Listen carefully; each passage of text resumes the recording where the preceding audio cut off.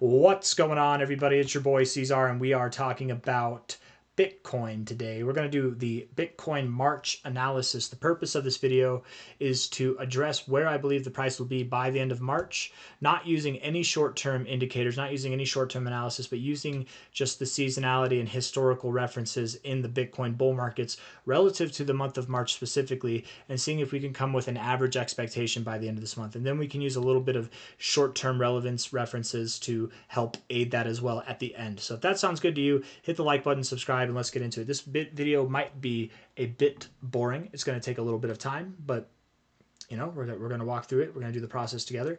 I'm going to first start off by identifying green months, okay, every green March that's existed in Bitcoin's history. We're also going to identify red months, every red month that's existed in Bitcoin's history, and then we're going to identify neutral months as well. So 3 different types of months: red, green, and neutral. Some people might be like, C-Zar, what are you talking about? What's a neutral month? None of these they're all red and green. What do you mean? Well, I've identified neutral for Bitcoin as a month that does not close more than 10% to the upside. And I think that's fair. Truthfully, a month that's like less than 20% for Bitcoin should probably be considered neutral, but 10%, if you can't at least have a month that closes 10% or higher, 10% or lower, I would consider that a neutral month. Even if you wick higher or wick lower and then you come back and you close neutral, if you close the month in a less than 10% range outside of the open, we're going to count that as a neutral month. Okay, so going back to the very first March that we ever had in 2010 here, March 2010, that was a neutral month. I'm just going to keep a tally. We're going to run through this pretty quickly. In fact, what I'd like to do before we get going, let me see, can I do, is it this one? Is it this? It would be, what is it? Is it this one over here? Okay, cyclical lines. We're going to take this March here and then go to the next March, which would be March 2011 right there. Boom. That way it's just easier to see. At least I think it's easier to see. And only identifying the Marches that are in bull markets. Okay, so this one here was 8% to the downside. That is also a neutral month, 2 neutral months. This one here in a bull market definitely is, and that's a neutral month. Wow, March tends to be a pretty neutral month, huh? That is absolutely a green month, 178% to the upside. We go to the next one. This is a bear market. Okay, so it doesn't count. We didn't have a March in this first bear market here. Bull market March right here, and it is red, but it's only down 5%, so very neutral. Wow, that's a lot of neutral Marches actually. Here, another red one, but ooh, it's so close, but still neutral. Nothing conducive or conclusive yet. That's bear market, so that doesn't count. Here we have a bull market green March, but that is another neutral month. Wow. And then here, bull market. This is a bull market during the COVID times. This could be a kind of one-off exception, but it is there. It exists. It's printed. You can't deny it. That is a red month, the first one that we've ever had, red March. And then here, end of cycle, green, definitely green there.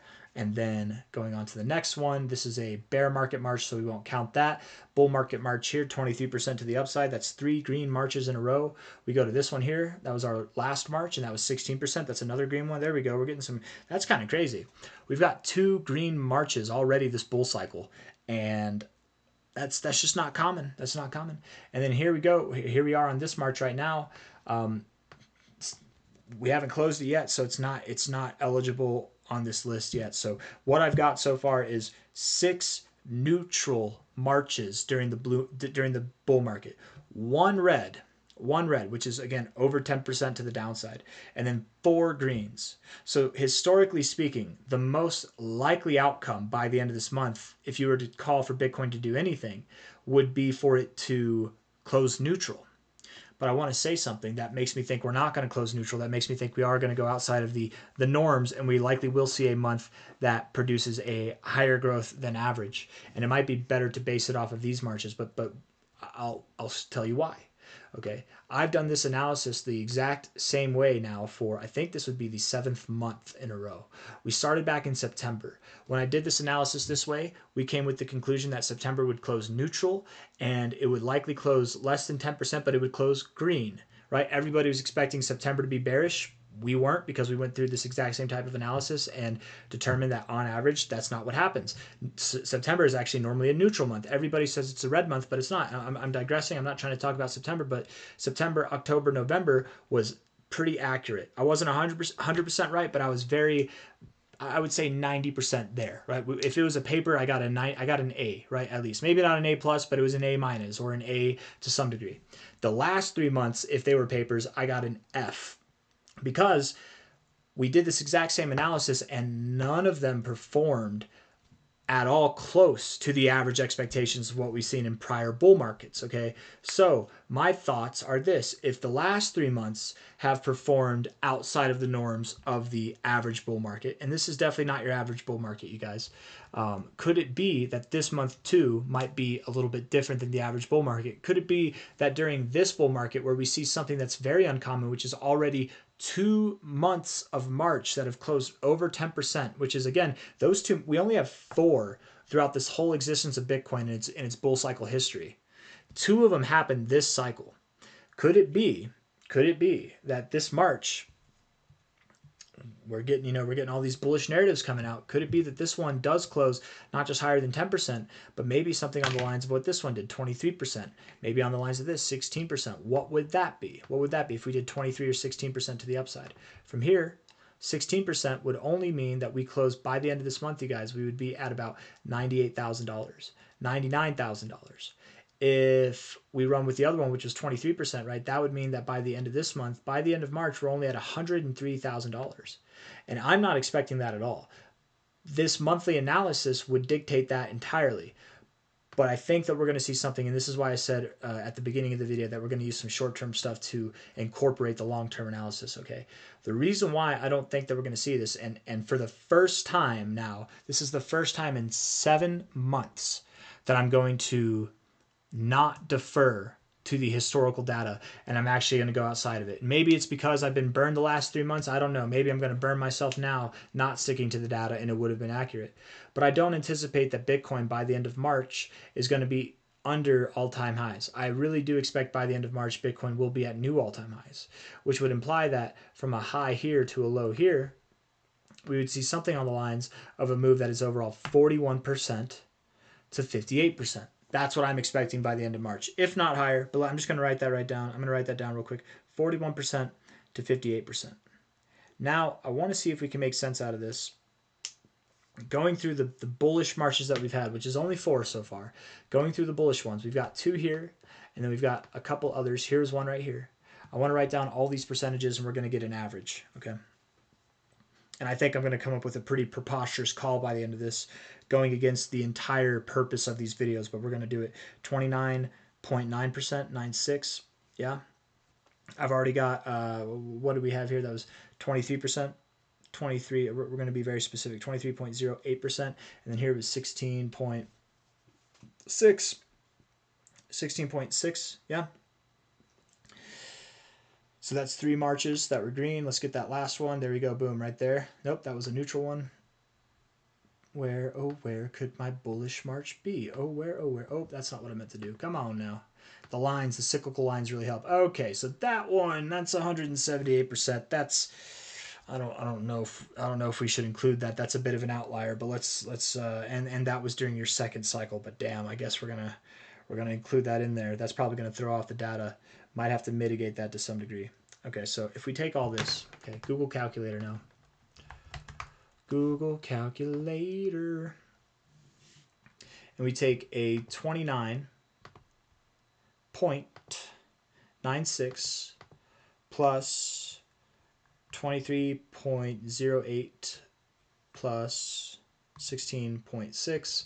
And this one's going to throw things off, so I might have to do this. I want to just first take this and then divide it by 3, okay? I just want to take that and then divide it by 3. So 23, I'm just going to write that down as like an average without the outlier, okay? So that we at least have something to kind of base it off of. 3, 3 repeating, okay, cool. That's without the outlier. Now I'm going to multiply it by 3, get that number back, right? There we go. And it should be the same number, 69.64, 69.64, cool. And we're going to add 178.7. I don't think Bitcoin's going to move up 178% this month, but let's just see if this happens to work out. Now we have to divide this by 4, right? Because we have 4 bullish months. 62%. 62%. That doesn't seem right either, but let's just run with that. Okay, 62.085. That would be the true average of all the green months that have closed in March, and I am expecting that this is a green month, so I think that that's potentially relevant. Okay, the targets that we have. the targets that we have, excluding the outlier, would imply that by the end of March, we are up 23%, which 23% would then imply that we are only, by the end of March, at something of about $104,000, $105,000. So something to consider. The historical data is definitely not in my favor. It definitely would suggest that we are not going to see new all-time highs by the end of this month, or if we did, we would pull back and close somewhere around something that's below our current all-time highs, but above 100K nonetheless. So we're at $87,000 now, moving up to above 100K. I guess that's nice, but I would actually think that we're at new all-time highs by the end of this month, counter to the data. If we take all the data into consideration, all the bullish months of March into consideration, that would give us a 62% move, and that would actually take us all the way up just above our golden ratio here. And it's very possible that that's where we go. It's completely possible that we could see $137,000 by the end of this month. I would think we don't get above 134, but I am not afraid to say that. So I guess that's the call for this video. To me, the only thing that makes sense is the thing that kind of doesn't make sense, which is to include the outlier. We're going to call for $137,000 by the end of this month. I can, just like I like to say in every single one of these videos that I do, I would bet a lot that nobody else is calling for $137,000 by the end of this month, right? A lot of people are probably looking for 120, 110, something around the all-time highs, maybe even lower than the all-time highs. There's probably a lot of people right now that are looking for lower prices, let alone higher prices. In fact, what does the crypto sentiment say right now? What is the crypto fear and greed index on CoinMarketCap saying? We're at about a 30. So we've been well within the fear for a very long time, you guys. The sentiment is negative. So by that metric, I would assume most people are definitely not assuming we will see a new all-time high price by the end of this month. I'm expecting that we will see prices around 134K. Will it be above it? I don't know. That's what the data is going with. And every time I really do want these videos to be pinpoint with the data. That's the purpose. But at the risk of having a fourth month in a row where I was wrong, I'm going to stray from the data this time and then kind of refine it, cherry pick it a little bit with just the green months, just the months that closed over 10%, include the outlier, and that gives us something that's actually very close to this 1618. I wouldn't be surprised if we did see prices above 134K, but I would be surprised if we stopped anywhere less than something around here. Okay, that's my expectations for March. I've got nothing else to say.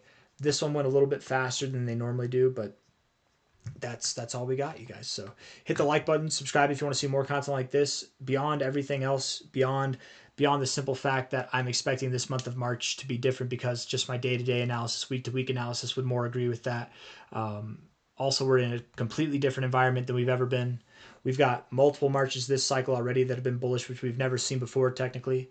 We've got a very bullish United States administration at play for crypto. We've got very bullish administrations all around the world for crypto right now. Whether they like crypto or whether they don't like it, they have to be bullish on it because now the United States and other countries have started a crypto race essentially for who can acquire the most before it's all gobbled up, man. And I think Bitcoin really is going to propel.